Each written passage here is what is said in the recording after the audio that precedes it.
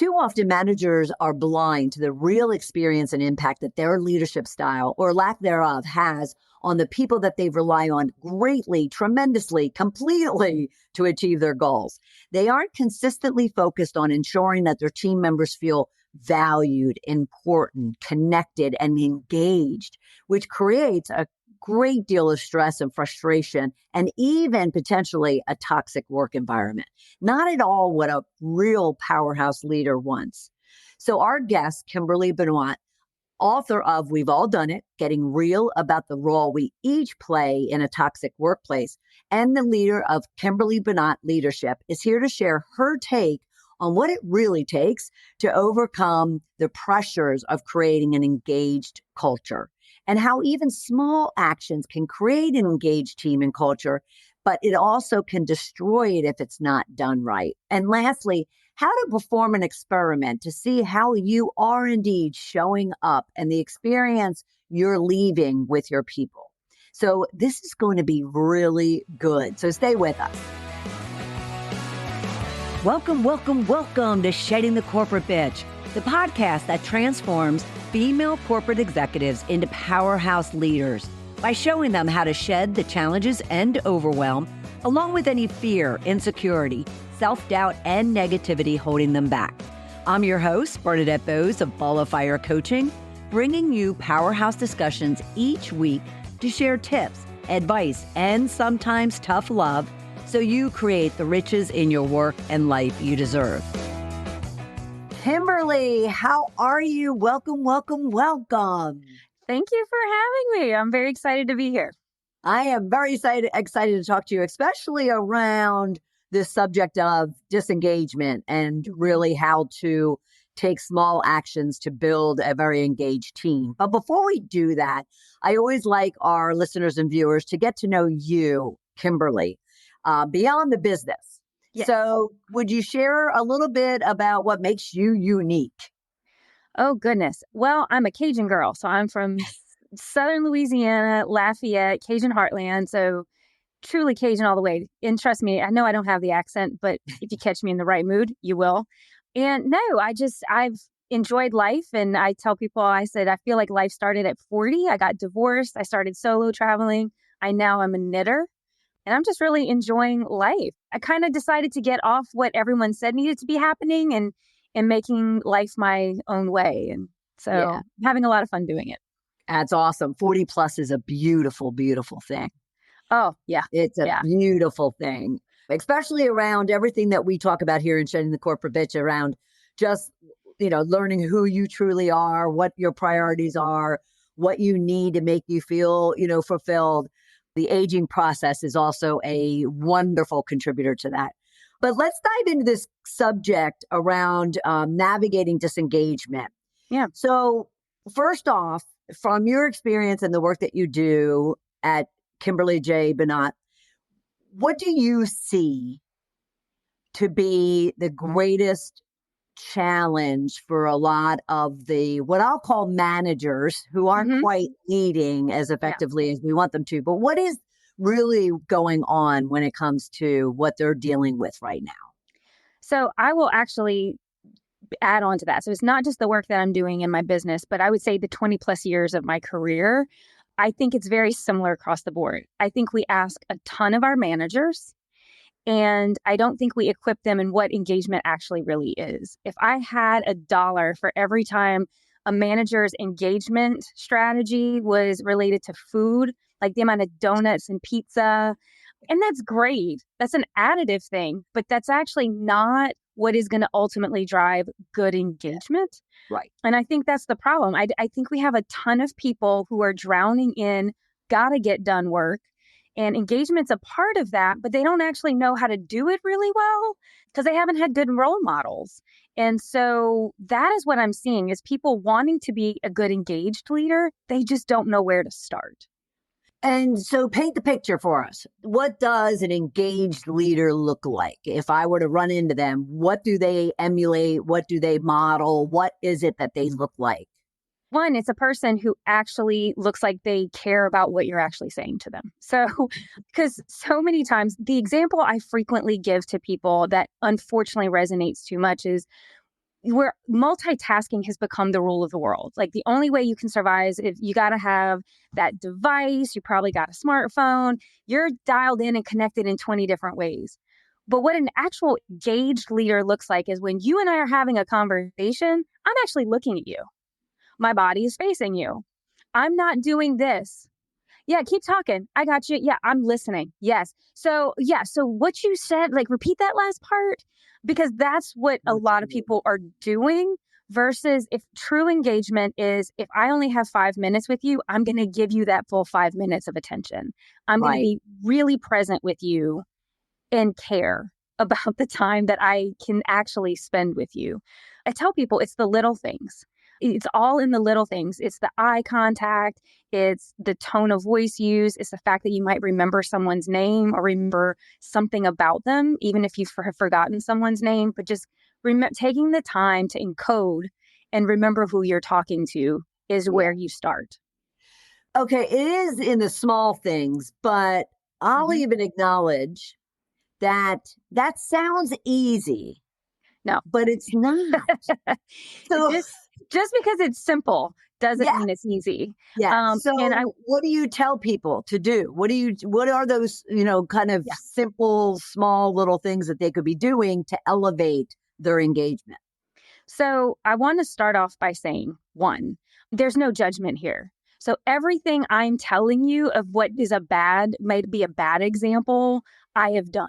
That's my whole premise of like, we've all done it. Every single person has made the same mistakes. Yeah. And even when you are a good leader or somebody seen as a great leader who has strong engagement, you're not going to show up 100% every day. So I just like to throw that caveat out there that, come on, like no one's going to be perfect every day.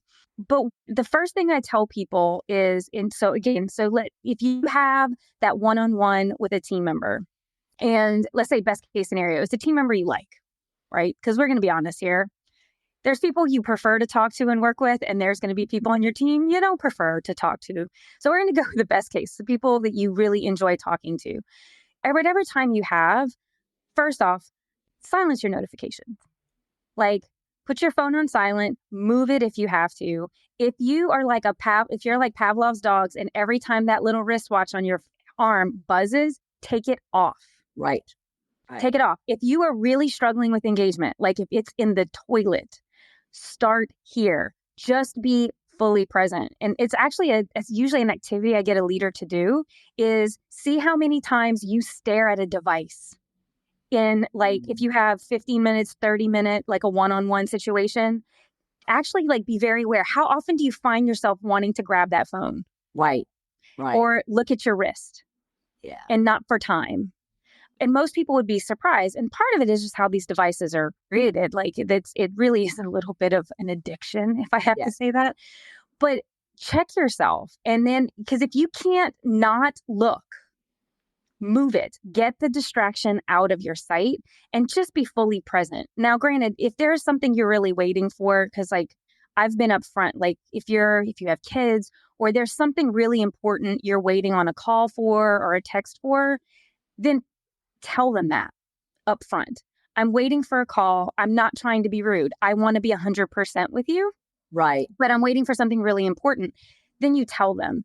Because what happens is when you break presence, like you can get away with it once, you maybe can get away with it twice. But if it happens every single time you meet, you have now broken trust. You have told that person they are not valued, they are not respected. You've never said those words. You didn't mean it, but that's what you've communicated.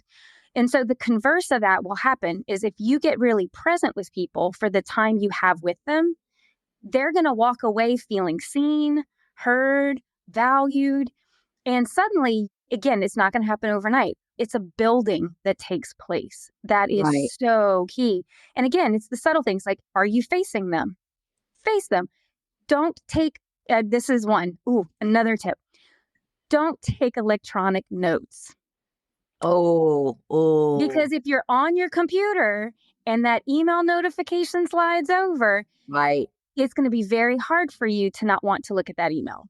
But don't you have a lot of young professionals right now who, I mean, they're accustomed to taking notes on their phone, Right. having an iPad with them, having their computer with them, and they'll be the first ones to say, I'm not working, I'm taking notes. Oh yeah. And I'll say, cool. And then I will stop them and say, tell me, like, because if you're so into writing, click, click, click, click, click, like you're not looking at me ever. Right, right. And so again, it's not just the attention, it is, are you actually engaging? And this applies whether you're virtual or in person. Mm-hmm. Right. Sure. So it's the same thing of like a lot of people will say, oh, I don't like to be on camera because it saps my energy. Well, guess what? Before pandemic, everybody was in person. So you don't think your energy was getting sapped in that situation? Like this is a whole lot easier. Like Right. you have to make eye contact. Look at the person on the screen. It Oh, matters. But yeah, no, I okay. usually challenge that really hard. Yeah, I would too. No, that's awesome. I love that. Now, I want to go back to something that you said and make sure that we also dissect this a little bit. Yep. Is you said, if they're feeling like they're not engaged, you didn't say these exact words, and they're not doing the best job when it comes to Yeah. engaging. How have you found that those managers, so-called leaders, actually become aware of it? Because do you find that most of them are oblivious to the fact that they're not engaged leaders? So I find two ways happens. One, it's with the engagement surveys that come out and like they Yeah. just get caught and it's like, what's happening? Everybody likes me. No, clearly they don't. Um, nope, the data would tell us otherwise. Yes. So that's usually one way. And then also the other way is a lot of turnover. So if you have a leader who just can't seem to keep a team, but everybody says that they're likable, there's probably something going on underneath. And that's why I start talking about, and those are leaders I have worked with, is that before we start looking externally, let's just take a look at how you are interacting with your team. So I've worked Right. with some leaders that have 70 direct reports. They don't even know their names. They don't even know what each person does. So how are you meeting with them? How are you knowing? Like you can't show up as an engaged leader if you don't even know who's on your team. Right. You don't know their name. You don't know their basic job responsibilities, know their goals, like what's important to them. Because you have some people that want to climb a ladder and want to be a leader. You have some people that love what they do and they never want to change. They just want to Mhm. continue to grow and roll. Do you Mhm. know who those people are? Because you're Right. going to need different strategies for your team. So it's all of those pieces and parts. So I usually start with those things. What are the things you control? So you control your presence, your attention. You can control what do you know about your team? And some people, you would be surprised at how many young leaders don't take notes because they think they're going to remember. And and so as a former person who worked in HR, let me tell you, Right. Right. documentation is your friend. I'm not saying don't take notes. I'm not saying don't convert them into some digital form, but I am saying if it's a distraction to you being present, you got to start with the basics. And the basics are that eye to eye contact, that not getting distracted. Because again, a lot of times, maybe you're lucky. If you get 30 minutes on the calendar, you maybe really only have about 20, 25 minutes, Yes. truthfully. Yeah. Sure. Before you move on, though, let me ask you something about the note taking.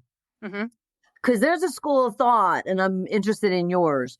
There's a school of thought and a set of certain type of manager who actually coaches against taking notes because it makes you seem as if you don't know what you're doing, so you have to take notes. Have you ever heard that?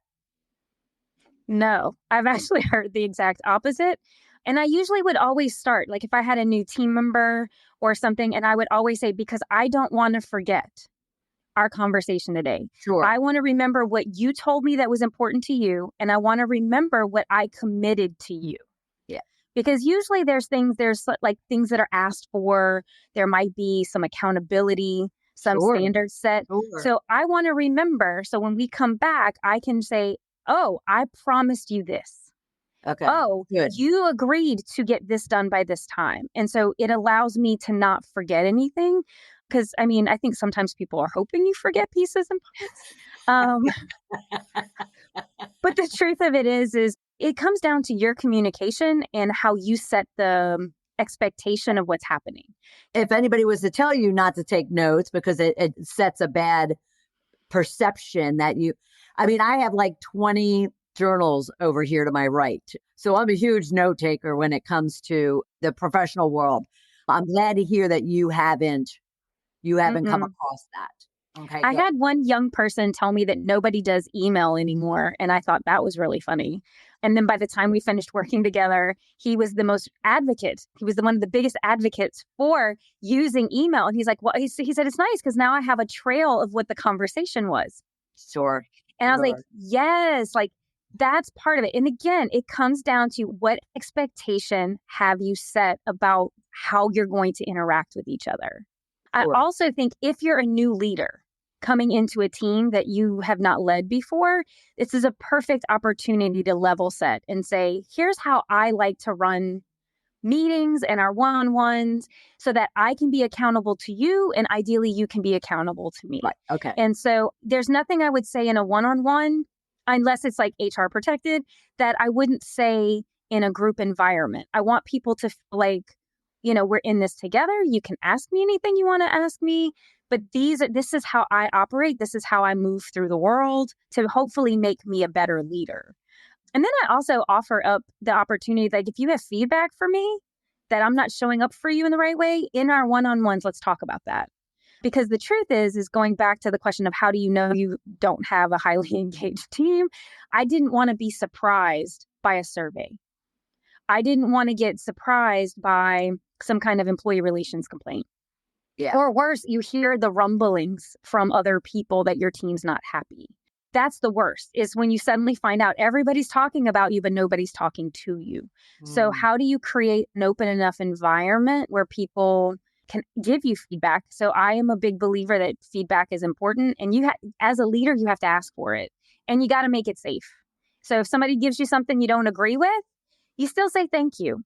Right. You say, thank you. I want some time to reflect on that. And I'll come back and discuss it with you. But thank you for telling me. Again, leadership's not for the thin-skinned. It's not for the weak of heart. To do it well, you've got to be willing to put yourself in some uncomfortable positions, including asking for thoughts about how you could be better at being. Well, I love that. I love that piece about just saying thank you. So let me ask you a question. When it comes to getting feedback, and more so getting the feedback, not being the leader giving feedback, but as the leader, you're even getting feedback. What is your stance in regards to, I love the whole, just simply say thank you. Do you find a lot of leaders start defending themselves against that feedback at that point in time? And your suggestion is just simply say thank you and take it in, like receive it without defending it? Oh, yeah. I mean, I think the natural inclination is to immediately armor up and be like, you don't understand. Well, let's talk about that. Like, no, because the minute you do that, you have now told that person it's not a safe space to give critical feedback. And if you intend to give feedback to your team members, that's going to be hard and uncomfortable, and expect them to take it and absorb it, reflect on it. You've got to be willing to do it yourself. That's the only way people are going to respect you. And it doesn't, just simply by saying thank you doesn't mean you agree with it. It just simply says, you're saying, thank you for being courageous enough to tell me. I'm going to go sit and reflect on this, because sometimes that feedback might be very valid and it's just a blind spot you don't know you have. Sometimes it could be skewed, like it's a perspective, but it doesn't really capture the whole story. So you can then start to think through, well, is this really an image problem I have? And I may not be able to go broadcast like why something is happening. This happens sometimes when people get accused of having favorites. Is there may be like development plans in place that you can't talk about, but there's certain things that are happening behind the scenes. And it's not because a person's a favorite, it's because there's something else going on. But you still have to address that, because the perception is you're giving preferential treatment to somebody.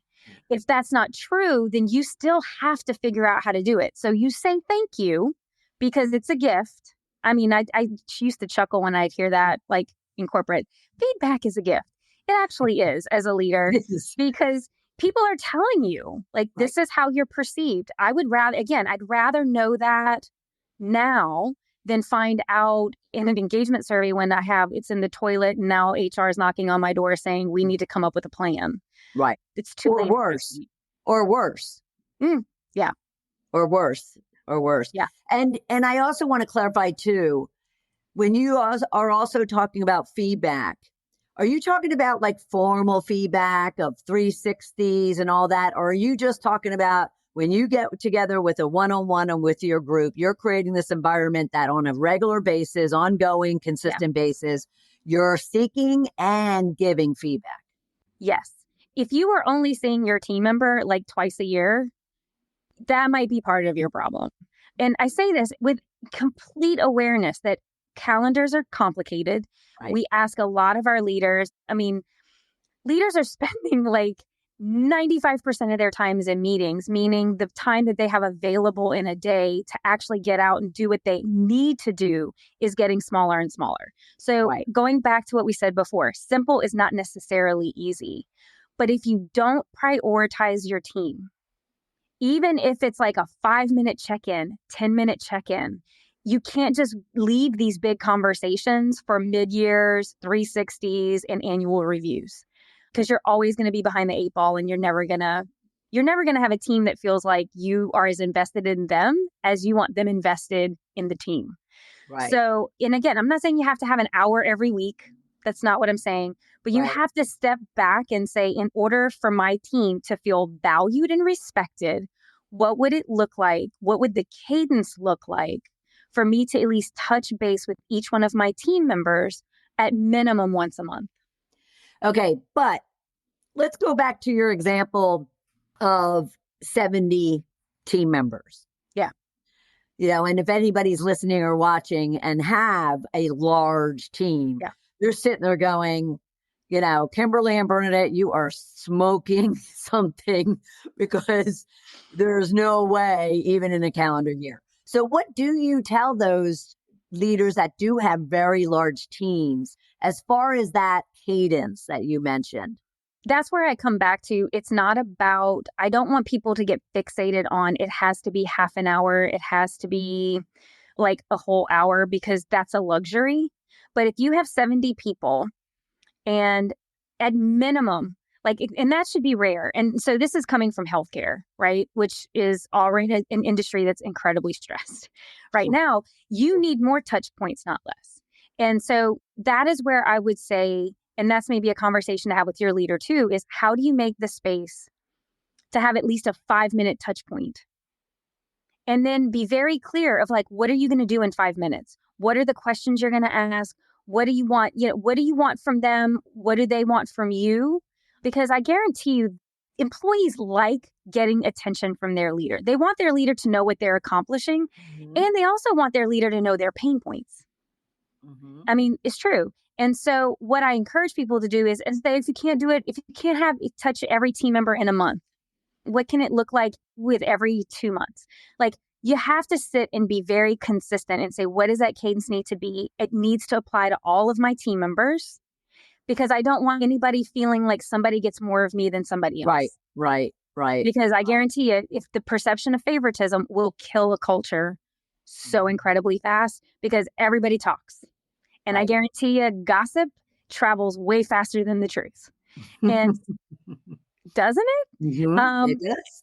And because it's just, and people are always so much more excited about the gossip than any. For some people, I feel like that is their purpose of going to work, is to see what kind of gossip we can share. Right. But I just say it really is, this is the hard part of leadership. It's where you have to double down and say, this is my commitment to you as a team member, that as my employee, this is how I want to show up for you. This is how I want to support you.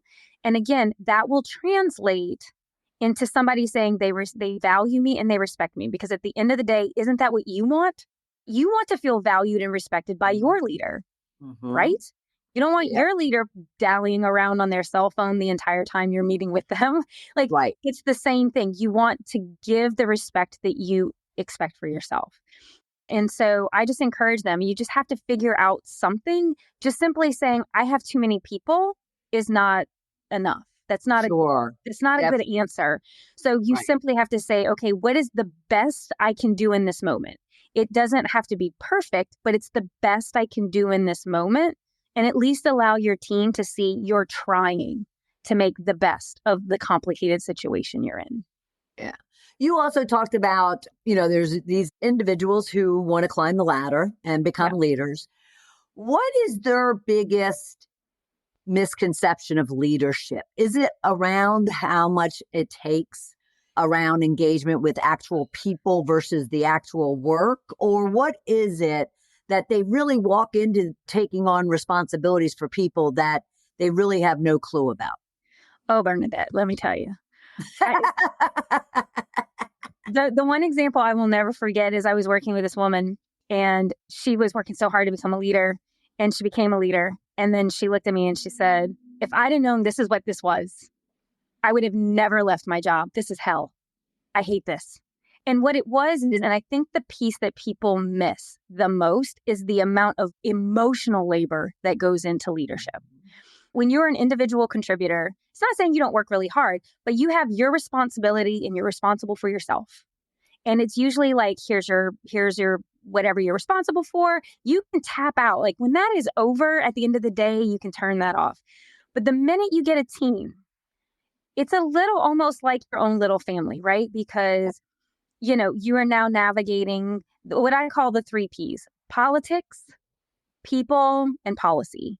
So you are no longer an expert at the thing you used to do. You now have to become really good at navigating policy, politics, and just the people aspect of it. And the sad reality is, and I think part of it is we've had a rough couple of years. I think there's a lot of mental health strain across every industry. And the challenge is people are messy and it's not easy and people need vacations and you still got to get things covered and you got to figure out stuff that had nothing to do with the job you did before. And I think that's one of the things I noticed the most is people who are really good at something think that when they become a leader, they're immediately going to be respected. There's some people stuff, but they still hold on like, but I'm still this expert. Right. Yes, but actually that becomes very small part of your job because now you're coaching other people, mentoring other people to be an expert in that thing. And you're spending most of your time managing the team. That's, I think, a disservice almost every company, every industry does, is that before we put people into positions of leadership, I think we need to do so much more in educating them what leadership really is and what it isn't. Right. So that you don't have people getting in there and, kind of the deer in headlights, like, huh? Because again, new leaders, I think it's the worst because once you get off on a bad foot, it's really hard to recover. And if you don't have strong examples in your career path, it'll be really difficult. Yeah. Absolutely. Absolutely agree. And I'm so glad we got to that point of your 3 Ps. Yes, because I do think that managers/leaders really need to pay attention to that. Yeah. That, it's those 3 things that they're navigating, and therefore what do they need to do to get good at those 3 things as opposed to what they're accustomed to doing around their expertise and skill. All right. So what would you leave our listeners and viewers with as far as getting to be engaged and building a culture that is engaged and people feel valued and important? I would go back to where we started in small actions matter. Putting that phone on silent, taking that Apple Watch off, really just fully being present with the person sitting on the other side of them for whatever time that is. Again, this isn't magic. Go back to people. Nothing about this is magic, but it is about staying consistent. It is about apologizing when you need to, when you screw up, but the little things matter. Setting expectations, all these little actions build into people feeling they can trust you and understanding who you are so that when you do have the occasional flub, they know it's not who you truly are at the core and they're going to give you the benefit of the doubt. But you've got to show up for them first. Well, that is Fabulous, Kimberly. What a wealth of information in such a short period of time. And I want to suggest to everyone, please be sure to check her out on her website. You can go to KimberlyJBenoit.com to learn all about her and her services and how she can support you. Follow her on LinkedIn. You'll find the same. You can just look for Kimberly J. Benoit, Benoit. But also, I really highly suggest this. Get her book. Her book is called We've All Done It, Getting Real About the Role We Each Play in a Toxic Workplace. It'll touch on what we've been talking about today and so much more. Not only can you get it on Amazon, but you can go to tiny.cc/Kimberly Benoit book and find it there as well. Kimberly, thank you so much. This has been fabulous. Thank you so much for having me. And I really hope your listeners enjoy. Send some feedback, connect with me on LinkedIn, Absolutely. And let me know what's working for you. Love it. Love it. Yes. Connect, everyone. Engage, as we talked about. Yes. Thank you, Kimberly. I absolutely loved this conversation with Kimberly Benoit of Kimberly Benoit Leadership, all around disengagement and the small actions that it would take to create a connected, valued, important team of engaged individuals. So what I really took away from it, the big one, actually are a bunch of little quotes, but one is that gossip travels so much faster than the truth.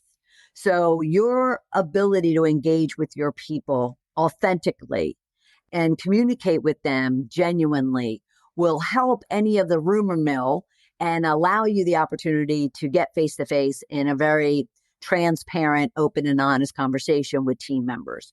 At the same time, she mentioned how leadership is emotional labor. It's hard. It's not easy.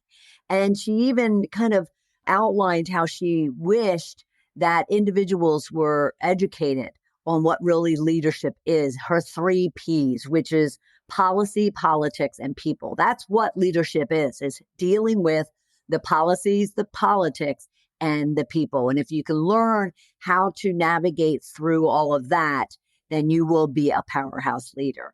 I absolutely loved this conversation. I hope you did as well. And if you do have any comments or questions for Kimberly or myself, then be sure to connect with me on LinkedIn and leave a comment. You can private DM as well, any comments or questions for myself and Kimberly, and I'll make sure that I get it to her. All right. We'd love to hear what you took away and what you're thinking when it comes to navigating the disengagement of teams and how small steps can create a very engaged culture. All right. And then until next time, I'm very honored that you were here with us. And I will see you then for another episode of Shaping the Corporate Bitch. Bye.